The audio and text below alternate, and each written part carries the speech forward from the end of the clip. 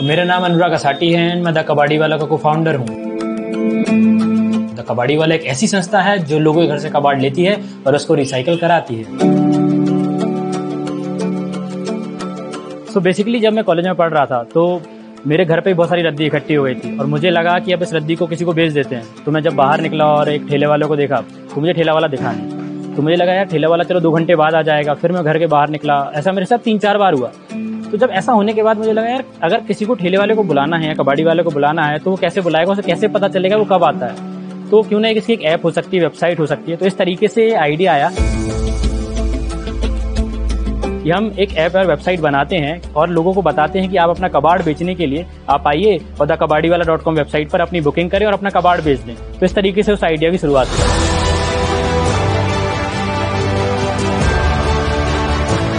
thekabadiwala.com घर से लेके इंडस्ट्री तक सब जगह से कबाड़ उठाता है, जैसे कि दुकान हो गया, ऑफिस हो गया है, गवर्नमेंट ऑफिस हो गया, private office, industry, manufacturing industry, उन सबको कबाड़ की सर्विस देता है। इसके साथ EPR, प्लास्टिक क्रेडिट, इस तरीके की सारी सर्विस देता है। इनफैक्ट म्युनिसिपल कॉर्पोरेशन को भी MRF मैनेजमेंट करने की सर्विस देता है। इस तरीके से द कबाड़ी वाला सर्कुलर इकोनॉमी और सस्टेनेबिलिटी की ओर काम कर रहा है। कविन सर जो मेरे को फाउंडर हैं, इनसे मैं 2012 में मिला था। ये मेरे बड़े भाई के प्रोफेसर हैं, तो इनकी मेरी मुलाकात उनसे तब हुई थी। और जब से मैं इनको जानता हूँ, जब मुझे आइडिया क्लिक किया था तो मैं सबसे पहले कविन सर के पास गया था और हमने डिस्कस किया था कि चलो इसको स्टार्ट करते हैं। 2013 में हमने इसको स्टार्ट किया था और जैसे मैंने बताया मैं कॉलेज के फाइनल ईयर में था उस टाइम पे।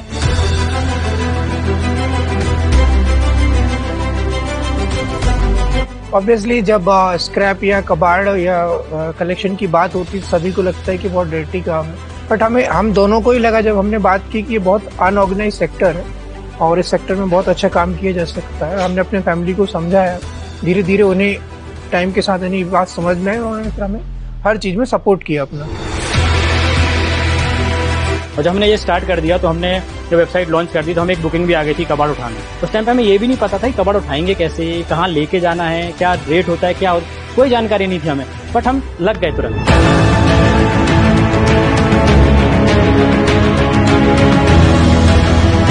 जब हम घुसे तो पता चले तो 40 से ज्यादा प्रकार के मटेरियल हैं। प्लास्टिक जो हम प्लास्टिक देते हैं वैसे प्लास्टिक नहीं है। प्लास्टिक में भी 10-15 वैरायटी हैं। ये LD, HD, PP। पेपर हम जैसे देखते हो पेपर नहीं है, पेपर अलग है, नोटबुक का पेपर अलग। जब हम लोगों को बताते थे तो लोग उस पर हंसते थे कि लोग अब कबाड़ भी ऑनलाइन बेचेंगे क्या। उस टाइम पे लोगों को बताना कि अब कबाड़ भी ऑनलाइन बेच सकते बहुत डिफिकल्ट था। पहले लोगों को ये भी नहीं पता था कि क्या मटेरियल रिसाइकल कर सकते। पेपर तो फिर भी लोग पहले रखते थे, बट प्लास्टिक हो गया, ऐसे मिल्क पाउच हो गया, ऐसे बहुत सारी चीजें फेंक देते हैं। बट धीरे धीरे लोगों को जागरूक किया हमने, बहुत सारे सेमिनार्स लिए लोगों को बताया और धीरे धीरे आज लोग जान पा रहे हैं कि क्या रिसाइकल कर सकते हैं। हमने भोपाल से इंडिया का पहला मैट्रेस रिसाइकलिंग प्रोग्राम शुरू किया था। ऑलरेडी हम 800 से ज्यादा मैट्रेस कलेक्ट कर चुके हैं और अभी भी ये बहुत बड़ा अच्छा प्रोग्राम चल रहा है। अभी करीब 130 लोगों की डायरेक्ट टीम है जो हमारे कंपनी के अंडर में काम कर रही है। करीब 300 ऐसे और लोग हैं जो इनडायरेक्टली हमारे थ्रू ही काम पा रहे हैं। अभी हमारा एनुअल टर्नओवर 10 करोड़ से अधिक है और अगले साल तक हमें इसे कम से कम 3 गुना आगे लेके जाना है।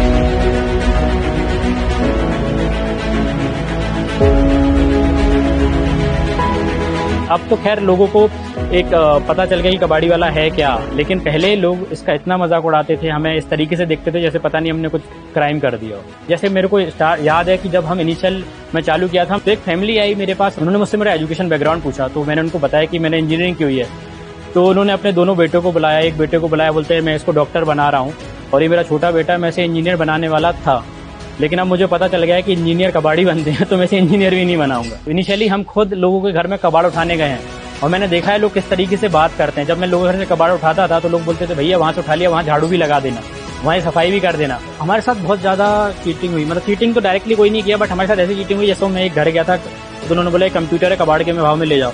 अब मैं ये सोचता था कंप्यूटर उस टाइम पे 25,000-30,000 रुपए का नया कंप्यूटर आता था, मुझे प्राइस तो पता नहीं था कबाड़ का क्या प्राइस होगा। तो मैंने वो बोल दिया भाई 5,000 रुपए का मैं ले लूंगा। वो बोले हाँ ठीक है ले जाओ। मैं बहुत खुश हुआ, बहुत खुश कि 5,000 रुपए में कंप्यूटर मिल गया आज। और जब मैं उसे कबाड़ के मार्केट में बेचने गया तो मुझे 500 रुपए मिले। हमें पहले पता चल जाता है ये डिफिकल्ट काम है तो हम नहीं करते सर, लेकिन हम जैसे जैसे करते गए तो वो डिफिकल्टीज भी हमारे साथ में आती गई और हम सीखते गए। सो बेसिकली मुझे ऐसा लगता है कोई भी आप स्टार्टअप करते हैं तो आइडिया तो एक सिर्फ एक पार्ट होता है, उसका मेन काम होता है एग्जीक्यूशन का। जैसे आइडिया तो मुझे भी है कि मैं चांद पे चला जाऊं, लेकिन आइडिया कुछ नहीं होने वाला, अल्टीमेटली आपको उसको एग्जीक्यूट करना होगा।